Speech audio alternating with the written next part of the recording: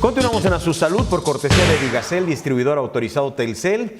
Y bueno, la siguiente entrevista o charla va a ser con la doctora Itzel Romo, líder médico para la salud de gastroenterología de Takeda, México, biofarmacéutica con más de 238 años de historia.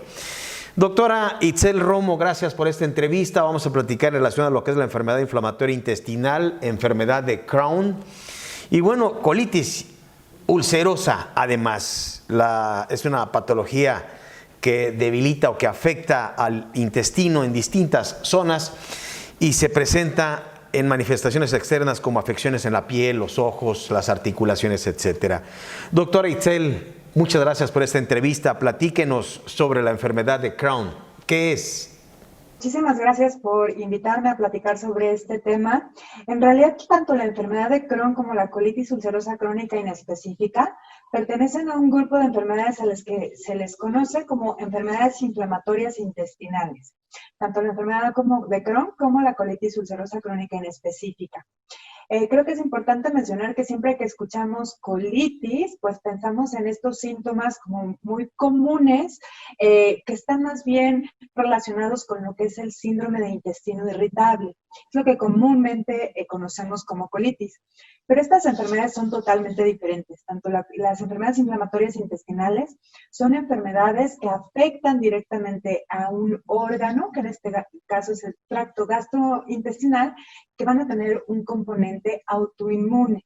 Entonces, creo que siempre es muy importante hacer esta diferencia porque pues, la mayoría de los mexicanos sufrimos de síndrome de intestino irritable y además porque es importante mencionar que algunos de los síntomas de la comúnmente colitis o síndrome de intestino irritable puede ser síntomas también de la enfermedad inflamatoria intestinal. El dolor abdominal, la diarrea, las evacuaciones con sangre. Bueno, considerando que vivimos en un país pues también endémico de parásitos e infecciones gastrointestinales, pues se puede confundir también muy fácilmente. Sin embargo, el comportamiento de la enfermedad es totalmente diferente, lo mismo que su tratamiento. Las enfermedades inflamatorias intestinales son enfermedades crónicas, no se quitan, que tienen un componente inmunológico y que afectan un órgano específicamente. O sea, sí hay un daño orgánico, no es una enfermedad funcional como le puede llegar a ser el síndrome de intestino irritable.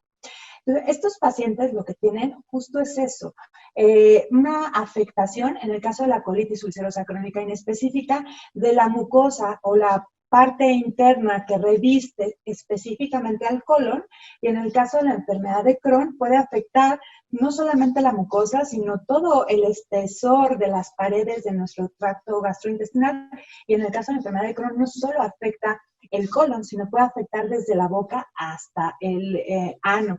Entonces, al decir daño nos referimos a inflamación de estas mucosas, a lesiones como pueden ser úlceras, y de ahí también la importancia del control temprano de estas enfermedades, porque el que esté de forma constante, dañadas estas paredes, esta mucosa, pues puede condicionar que el desenlace de la enfermedad llegue hasta complicaciones no deseables, como pueden ser la perforación o como pueden ser la obstrucción. El problema es que, bueno, sí, los síntomas son muy diferentes entre pacientes y se pueden confundir con muchas cosas.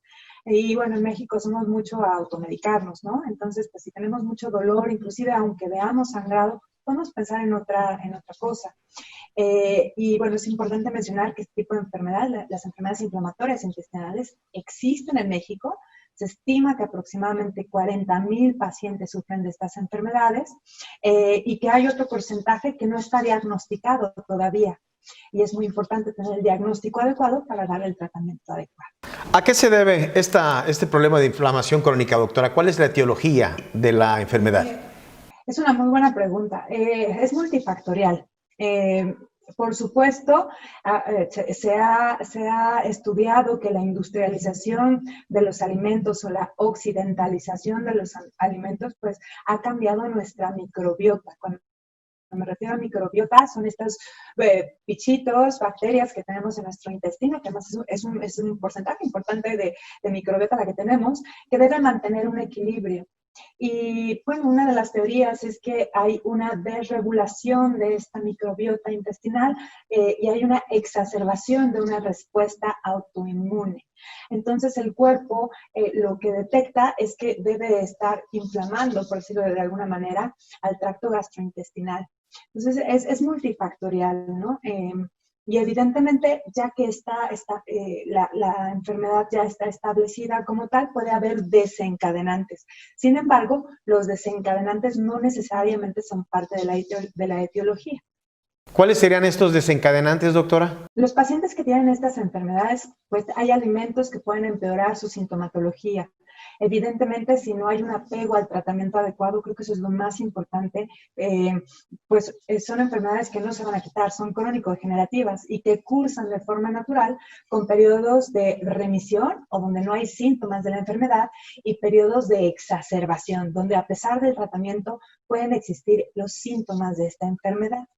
Entonces, bueno, eso es súper importante. Los pacientes se conocen y saben cuando están en remisión, cuando no tienen síntomas, y saben cuándo comienzan con los síntomas. Porque, bueno, es muy clásico. Estos pacientes pueden estar en el baño hasta más de 20 veces durante el día y durante la noche. En realidad es una enfermedad muy discapacitante, aunque no se ve. De hecho, es un término nuevo que se quiere acuñar, la discapacidad visceral. Imagínate lo que es tener que estar con dolor abdominal, haciendo tus actividades diarias y con la necesidad de evacuar más de 20 veces al día.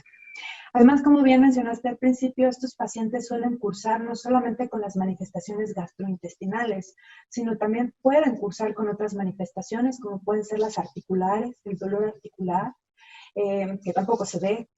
Fatiga, como toda enfermedad autoinmune, pueden experimentar fatiga, que tampoco se ve. Entonces, realmente es una vida muy compleja para los pacientes que tienen esta enfermedad y es muy difícil diagnóstico por lo mismo. Enfermedad inflamatoria intestinal. ¿Cuál es el pronóstico, doctora, para esta enfermedad? Afortunadamente, igual que en muchas otras enfermedades crónico-degenerativas, hay muchísimos avances en cuanto al tratamiento, en cuanto al diagnóstico también y, más importante aún, sobre los objetivos de tratamiento que se quieren alcanzar con estos pacientes. ¿A qué me refiero? Antes, lo que se pretendía con estos pacientes era decir que el paciente no tenga síntomas, que no tenga esta discapacidad visceral para que pueda ser funcional. Que además cabe mencionar que la mayoría de estos pacientes están en su vida, cuando son diagnosticados, están en su vida productiva. Entonces, antes lo único que se buscaba era controlar los síntomas, ya había algunos tratamientos. Podemos dividir de forma muy general los tratamientos como terapias no avanzadas y terapias avanzadas, dependiendo de la severidad de la enfermedad, que la severidad la va a determinar estos síntomas, ¿no? Entonces, para cuando la enfermedad es leve, hay un determinado tipo de medicamentos. Cuando la enfermedad es de moderada a severa, hay otro grupo de tratamientos que se llaman terapias avanzadas. Entonces, en los últimos años se han desarrollado muchísimas de estas terapias avanzadas. Entonces, antes nada más se quería quitar los síntomas y además no se quería llegar a estas terapias avanzadas, a veces por miedo, porque cuando escuchamos la palabra biológico, pues sobre todo los pacientes también es algo que no es común, ¿no? Cuando es una vía de administración diferente a la oral, a la tomada, puede causar temor entre los pacientes. Pero hoy sabemos que estas nuevas terapias biológicas cada vez son más selectivas y además nos ayudan a alcanzar no solo la mejoría de los síntomas, sino otros factores que van a ayudar que la enfermedad o la predicción de esta enfermedad sea más positiva, como pueden ser que no nada más se quiten los síntomas, sino que ya no haya lesiones en la mucosa, que se quiten, a lo que llamamos remisión endoscópica, que ya no haya lesión de todo la pared del tubo digestivo, que le llamamos que haya remisión transmural. Y más aún, que por ejemplo, la célula que está dañada, que está inflamada por los tratamientos, logre parecerse lo más posible a una célula normal. Pues si alcanzamos todos estos objetivos de tratamiento, pues los pacientes permanecen en remisión por más tiempo. Y los tratamientos, pues al tener mayor duración, hacen que la enfermedad sea más llevadera y con menos tasas de hospitalización y de complicaciones. Muy bien, doctora. Entonces, enfermedad inflamatoria intestinal, enfermedad de Crohn o colitis ulcerativa o ulcerosa, ¿verdad? Doctora, entonces, ¿es tratable? ¿Es curable? ¿Es paliable? ¿Cuál es la condición de esta enfermedad? Es una enfermedad que es tratable, pero como toda enfermedad, para ser tratada de la forma adecuada, tiene que ser diagnosticada de la forma adecuada. Entonces, lo primero que hay que hacer es, como pacientes, ante cualquier síntoma que no mejore o que tenga datos de alarma o que empeore, tenemos que acudir con nuestro médico. No es adecuado la automedicación. Doctora, muchísimas gracias por esta entrevista.